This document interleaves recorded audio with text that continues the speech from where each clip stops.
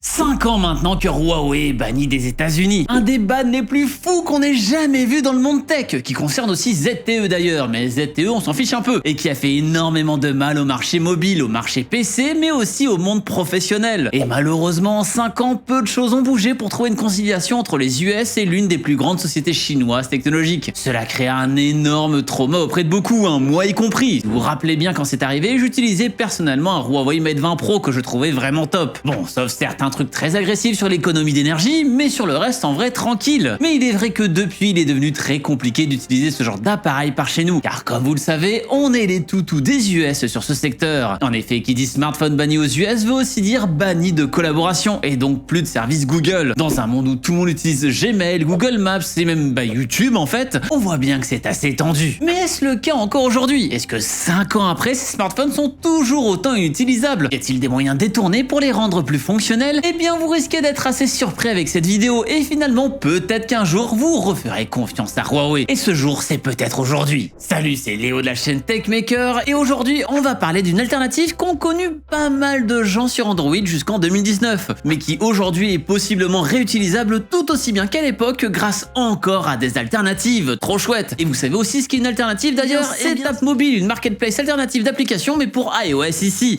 Et c'est donc un endroit où vous pourrez télécharger plein d'applications de haute qualité qui sont vérifiées par cette app et qui sont parfois complètement indisponibles sur iOS ou alors bien plus chères. Et dedans il y a plein de trucs utiles. Par exemple, vous pouvez y trouver ClearVPN qui sera donc fort pratique pour accéder à du contenu à l'étranger et naviguer de manière anonyme sans devoir en payer un autre à côté. Ou bien CleanMyPhone, un utilitaire intelligent pour gérer la mémoire de son iPhone avec une interface épurée et une analyse de vos données pour ainsi vous dire par exemple si vous avez des photos en double ou bien même si vous avez des photos floues. Il y a aussi AdBlock, un bloqueur de publicité et de tracker qui vous sera utile dans plein de cas de figure. Et c'est certain qu'une application pareille ne peut pas exister sur le store d'Apple. Ce ne sont que 3 applications des plus de 50 proposées actuellement par cette app. Et il y en a qui sont rajoutées régulièrement. Avec le lien qui se trouve en description, rejoignez la bêta de cette app mobile pour ainsi découvrir ce monde alternatif. Et vous allez voir que finalement, les mondes alternatifs de ce style peuvent proposer des trucs très cool. Et qui sont du coup primordiaux quand le système officiel peut avoir droit de vie ou de mort sur certains produits. Et donc pour revenir à eux, qu'est-ce qui s'est passé depuis tout ce temps? Et surtout, comment ça a évolué? Car oui, le système officiel Google chez Huawei, il n'existe plus depuis fort longtemps. Le 19 mai 2019 pour être précis. Je vous en parlais dans cette vidéo là qui date d'il y a 2 déménagements de mon côté maintenant. Ça commence à faire. Ce qui s'est passé, c'est que la marque a été soupçonnée d'espionnage par Donald Trump, le président à l'époque, qui a donc décidé d'inscrire Huawei ainsi que ZTE sur liste noire. Ainsi qu'Honor d'ailleurs, qui est à l'époque une filiale de Huawei mais qui a été revendue très rapidement par ailleurs pour ainsi esquiver cette fameuse liste. Cela veut donc dire une première chose, interdit de vendre les nouveaux smartphones sur le sol américain, mais donc d'aussi utiliser ces fameux services américains. Et c'est ça qui a touché notre Europe à nous, comme dit en introduction de cette vidéo. Et je sais que certains vont me dire qu'Android c'est open source, et c'est vrai, mais le truc c'est que l'Android open source, ce qu'on appelle d'ailleurs AOSP pour Android Open Source Project, est toujours affublé des services Google sur tous les smartphones Android qu'on achète, car c'est eux qui ont le monopole, car avec le temps ils sont devenus les leaders. Et c'est à ce moment précis d'ailleurs qu'on s'est rendu compte du monopole gigantesque de Google sur ces smartphones et d'à quel point on est tous dépendants. Ce qui a peut-être créé un effet papillon sur plein de lois anticoncurrentielles d'ailleurs après coup.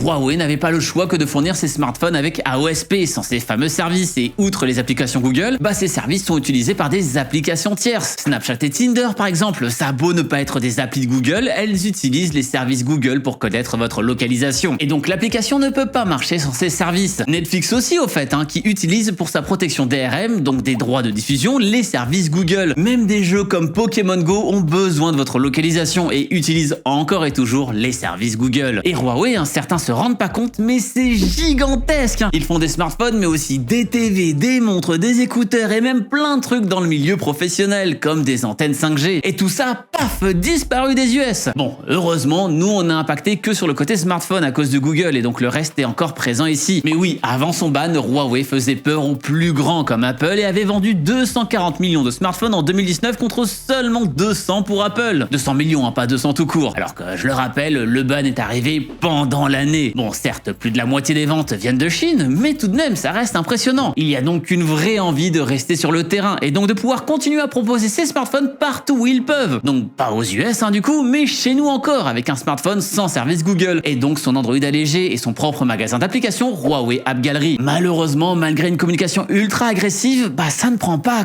car quand tu dis aux gens que pour accéder à leur Gmail, le seul moyen c'est d'ouvrir un navigateur web et d'y aller comme ça, et pareil pour YouTube, et qu'en plus on pourra pas se connecter connectés, bah ça fait un sacré retour en arrière en ergonomie. Car à cette époque, il n'y avait aucun moyen, même détourné, d'installer les services Google soi-même. Autrement dit, on avait un super smartphone côté hardware, mais ultra bridé côté software. Il y a donc eu une envie de remonter sur ce secteur et de proposer carrément son propre OS, toujours basé sur AOSP, Harmony OS. Mais bon, toujours le même problème, hein. Les services qu'on utilise en Occident sont soit très peu adaptés, soit inutilisables. Pour autant, tout cela cartonne en Chine. Déjà car il y a eu évidemment un élan patriote vu que ça reste une des marques chinoises les plus connues mondialement et les citoyens ont évidemment fustigé cette interdiction, mais aussi parce que pour eux finalement, bah ne pas avoir les services Google, ils s'en carrent un peu, car Google ça n'existe presque pas chez eux. En effet, la plupart des entreprises américaines sont aussi sur liste noire là-bas et donc ne proposent pas leurs applications, que ce soit Facebook qui est indisponible, Google, Twitter, etc. etc. Des fois il y a des versions modifiées, mais bon c'est sacrément contrôlé, quand même TikTok est banni en Chine alors que ça vient de Chine, hein, ça fait réfléchir. Oui, là-bas ils ont leur propre version, Douyin, qui a l'air un peu plus intelligent que notre version à nous. On va pas se mentir, hein, pas sûr qu'ils aient Skibidi Toilette là-bas. Hein. Tout ça a été ultra bénéfique pour eux, car grâce à cet élan, ils ont eu un système plus optimisé, vraiment optimisé pour leur smartphone, et donc Harmony OS est un peu leur iOS à eux, vu qu'on a un système spécialement conçu pour ces smartphones en question. Pour vous dire, Harmony OS est plus utilisé qu'iOS en Chine depuis début 2024, c'est un réel succès là-bas, au point même qu'une nouvelle version vient d'être annoncée, Harmony OS Next. Et là la différence est grande, c'est même plus basé sur Android, c'est vraiment du sur-mesure jusqu'au noyau Harmony, et qui montre bien que Huawei ne reviendra jamais en arrière, car là faire son propre système d'exploitation depuis zéro, c'est clairement un point de non-retour qui coûte énormément d'argent. C'est pas encore sorti, les news datent de moins d'un mois donc c'est vraiment tout chaud, mais nul doute qu'il risque de vraiment faire parler d'eux une fois que c'est là. Hein. Est-ce qu'on peut dire qu'on est du coup foutu côté Occident et qu'on ne pourra plus jamais profiter des merveilles hardware de Huawei? Car même si on peut plus les utiliser, on peut les voir encore sur le web et certains arrivent encore à faire parler d'eux chez nous malgré le fait qu'on les verra jamais dans nos mains. Les derniers P70 Pro ou Pura 70 ou encore le tout dernier en fuite, le Mate 70 Pro sont encore de vrais bijoux technologiques comme l'était leur ancêtre à l'époque. Et même encore plus de nos jours vu que je pense qu'il y a une certaine hargne derrière qui fait qu'ils rendent ça le plus innovant possible. Vous avez aussi évidemment entendu parler du Huawei Mate XT, ce smartphone pliable en 3 qui a cassé internet et qui a bien montré qu'il y a énormément à faire sur ce format qui est un peu figé depuis 5 ans. Hein. Suffit de voir celui-là, hein. Franchement je l'aime bien mon Fold 6. Maintenant les mises à jour entre chaque modèle sont les plus mineures que j'ai jamais vues sur un smartphone. Ici on a un smartphone qui peut se plier en 2 fois, qui a vraiment le design d'une tablette une fois complètement dépliée et qui crée encore plus d'usages incroyables. Mais bon, déjà 2 problèmes. Déjà évidemment il coûte cher, hein, dans les 3000 € si on le veut en Chine et facilement 5 à 6000 € dès qu'on parle d'import, puisqu'il faudra rajouter les taxes, les middlemen, etc.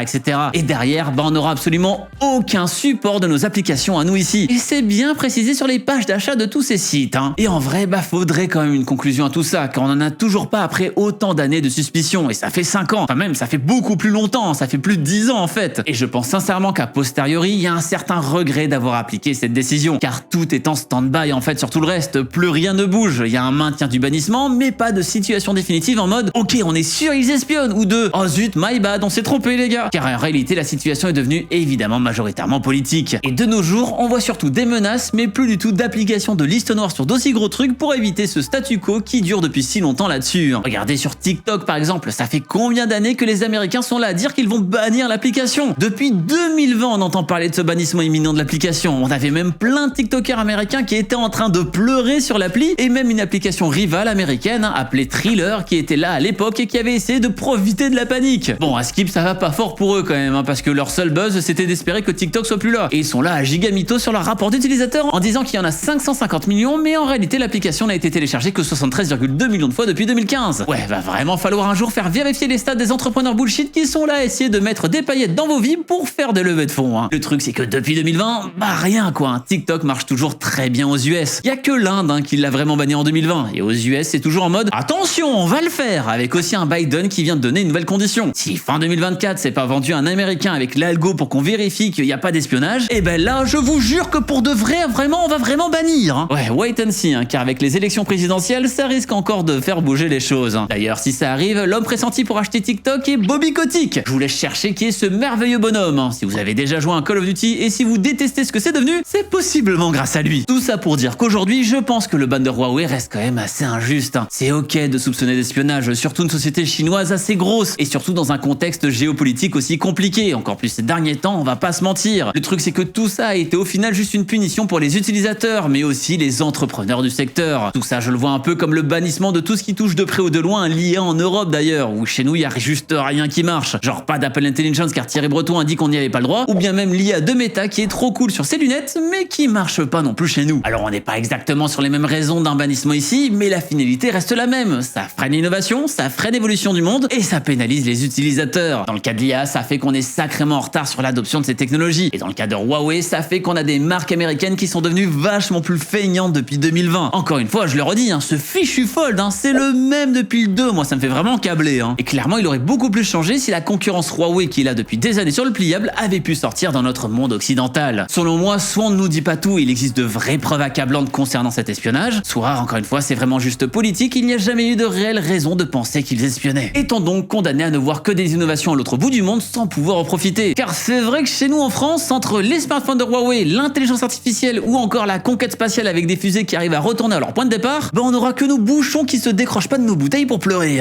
Eh bien sachez qu'en réalité, il y a peut-être un moyen de maroufler aujourd'hui, et de manière bien plus efficace que juste « Oh bah regardez, vous avez pas les services Google, mais en fait ça marche en ouvrant Firefox et en mettant vos ID ». Non, là il y a vraiment moyen d'avoir des applications et des services Google pour de vrai. Et c'est évidemment absolument pas officiel, vous en doutez bien, mais ça marche plutôt pas mal. Il y a donc effectivement des solutions différentes qui existent maintenant, avec des résultats plus ou moins fonctionnels. Les 3 noms qui ressortent le plus, ce sont Gbox, Lighthouse ou encore Aurora, qui se basent tous sur micro-G. Tout ça vient d'avoir un nouvel essor en 2024, ce qui fait que certains trucs sont encore assez instables, et parfois assez obscurs sur ce qui fonde nos données. Mais on a clairement une multitude de méthodes différentes qui commencent à arriver, et bien supérieures à juste l'installation d'APK. Comment ça fonctionne? Eh bien c'est un peu le même délire que la Soundbox sur votre PC si vous voyez ce que c'est. Pour Gbox par exemple, ce dernier va faire fonctionner un environnement virtuel où les services Google existent. En gros, il lance un smartphone Android dans votre smartphone Android, mais qui lui a les services Google de son côté. Donc vous aurez bien les applications sur votre smartphone, mais avec le petit logo de Gbox pour vous dire qu'elle sera lancée dans cet environnement virtuel, et qui lui est compatible avec les services Google. Car avant on pouvait les installer, mais pas s'y connecter, vu que les services Google ne peuvent pas être installés sur un smartphone Huawei et qu'il n'y a pas vraiment moyen de passer outre. Il y a beaucoup de sécurité là-dessus. Maintenant, vous vous doutez bien que c'est pas aussi bien que du vrai natif. On lance une machine virtuelle à chaque fois, donc c'est plus demandant en ressources et il y a des risques de problèmes de synchronisation. Et donc certains se plaignent de ralentissement à cause de ça. Mais plus le temps avance et plus le tout est optimisé, et de nos jours, le roi actuellement, c'est Aurora, qui donne vraiment cette sensation d'être complètement natif. Mais bon, même avec ça, le truc derrière, c'est qu'on n'aura évidemment pas forcément toutes les optimisations pour notre vrai modèle à nous de téléphone. Néanmoins, par exemple, pour ce fameux smartphone qui se plie en 3, il y a quelques vidéos qui se trouvent au fin fond du net et qui montrent que le Play Store s'adapte très bien à son écran. Merci le design responsive pour une fois, mais c'est vrai que c'est assez fou de voir que ça peut marcher vraiment pas si mal. Et donc peut-être que vous pouvez sauver le P40 Pro qu'on vous avait offert il y a quelques années et que vous avez laissé dans un placard car vous n'aviez pas les services Google et vous le saviez pas. Surtout qu'en regardant les commentaires récents des vidéos qui parlent d'Aurora, les gens ont l'air de dire que ça marche toujours, que ce soit pour smartphone ou pour tablette d'ailleurs. Et ça tombe bien parce que normalement je pars très bientôt en Chine et je me dis que ça peut être intéressant que j'achète ce fichu Huawei Mate XT là-bas, que je le ramène ici chez moi et que je vois si c'est possible ou non de le faire devenir un vrai smartphone Android comme s'il venait de la Fnac la plus proche. Si ça vous intéresse, n'hésitez pas à vous abonner pour ne pas rater ça et à laisser un petit pouce bleu car bon, je vais dépenser 3000 balles pour l'expérience. C'est vraiment parce que je vous aime bien et aussi parce que je rêve de ce smartphone depuis qu'il est sorti, il est vrai. En 2024, il est donc possible d'avoir un smartphone Huawei et de l'utiliser comme n'importe quel Android ici. Maintenant attention, évidemment vu que tout ça se base sur des projets communautaires open source, il y a des chances que cela ne fonctionne pas sur la durée, surtout avec l'arrivée d'Harmony Next qui n'aura même plus de base sous Android.